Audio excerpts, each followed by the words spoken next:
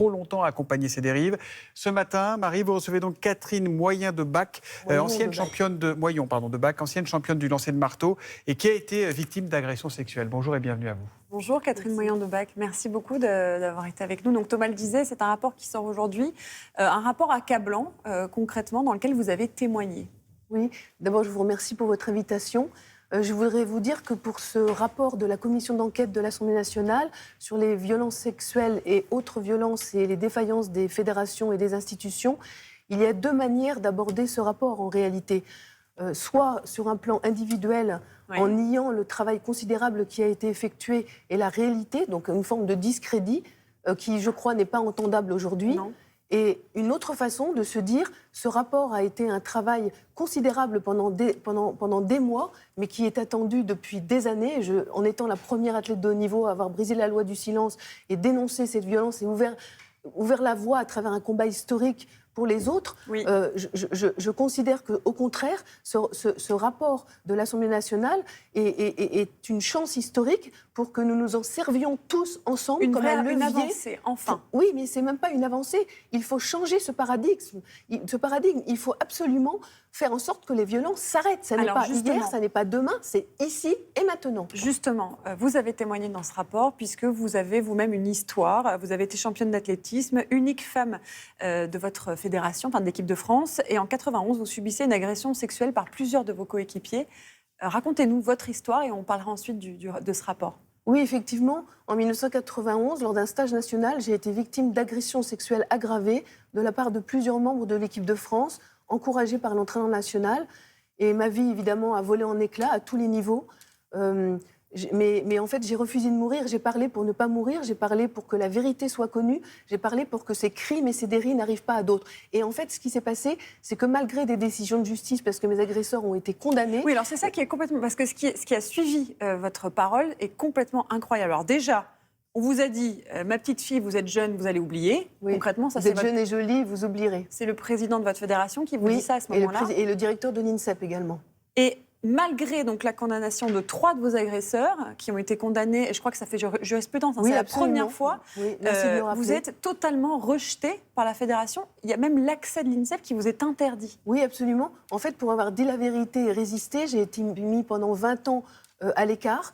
Mes agresseurs ont continué à participer aux Jeux Olympiques, aux Championnats du Monde, aux Championnats d'Europe, comme si de rien n'était, alors que les victimes étaient priées de se taire. Or, moi, j'ai refusé de me taire parce que c'était trop grave, en fait. Et j'ai subi pendant 20 ans, et encore aujourd'hui, un discrédit. Donc, je vous remercie de m'inviter et de parler de mon histoire, de ce combat. Mais derrière moi, il y a une armée d'athlètes, de victimes, de dirigeants, d'hommes et de femmes, parce que nous sommes tous et toutes concernés au sein de la société, pas simplement du sport.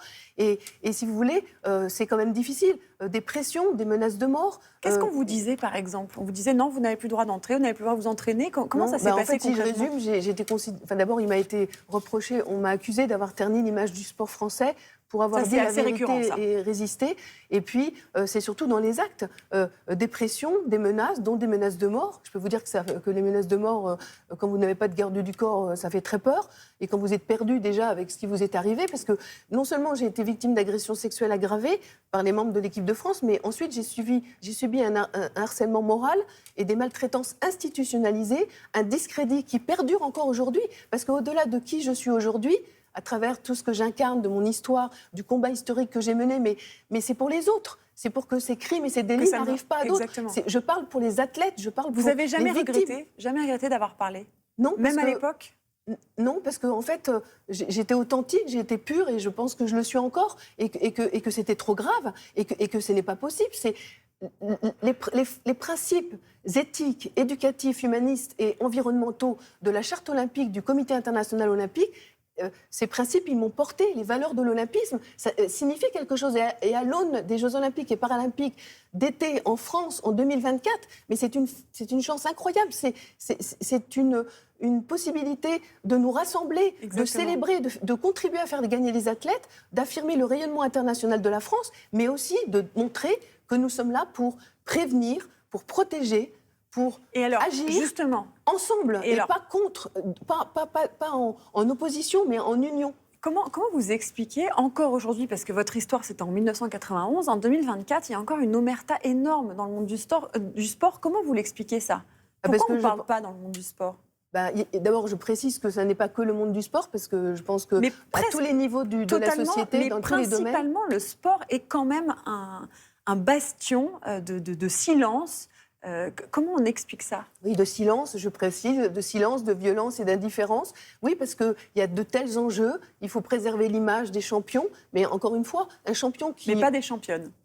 Moins des championnes, même si nous espérons une évolution, et que quand je vois tous les efforts qui sont faits pour faire avancer la situation, pour mettre en valeur les femmes sportives, pour un certain nombre d'avancées, c'est hallucinant qu'il faille tous ces efforts. Moi, dans ce que je fais aujourd'hui... Oui, parce qu'aujourd'hui, vous êtes présidente de la commission de lutte contre les violences sexuelles et les discriminations dans le sport au Comité national olympique. Et sportif français, absolument. Et par ailleurs, ambassadrice des valeurs de l'olympisme pour la France. Mais en fait, je suis confrontée sans arrêt à des freins, alors que tout le monde devrait me tendre la main et me donner des moyens pour pouvoir mettre en action... Quels freins? Qu'est-ce qu'on vous dit? Les freins, c'est c'est un manque de moyens financiers, c'est le fait que j'ai toujours pas été reçue par le président du CNOSF, le nouveau président depuis 7 mois, que finalement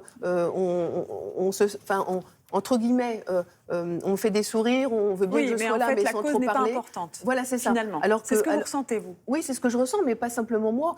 Tout le monde l'observe. Et en même temps, ça n'est pas une critique, parce que je veux toujours être un plus, je veux être constructive. Je pense qu'il faut nous rassembler, que le sport français mérite mieux, mais en même temps, je vais vous dire quelque chose. À titre personnel, franchement...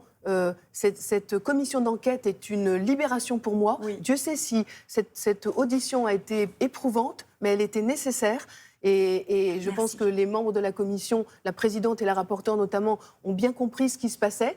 Mais franchement, j'ai eu le sentiment que pour la première fois depuis toutes ces années, et je l'attendais avec une telle espérance, je n'imagine même pas qu'elle pouvait arriver, j'ai eu le sentiment que enfin, et ça n'est que le début, tous ces gens malveillants qui ont voulu me faire disparaître, parce que c'est la réalité, et beaucoup sont encore au pouvoir aujourd'hui, en fait, j'ai le sentiment que maintenant, on ne peut plus occulter mon histoire, on ne peut plus minimiser ce que je suis, et je veux affirmer justement l'incarnation de ce symbole dont tout le monde parle, de cette résilience dont tout le monde parle, pas pour moi, pour les autres. Pour ensemble, les athlètes, les enfants, les adolescents, les jeunes adultes. C'est sacré. Nous devons les protéger, nous devons prévenir, nous devons agir, nous devons célébrer les valeurs de l'olympisme. C'est très important. Merci beaucoup. Merci pour votre message est passé. Un message très fort. Merci beaucoup d'être venue, Catherine Moyon de Bac, et d'avoir témoigné ce matin. Merci. Voilà, merci beaucoup à vous.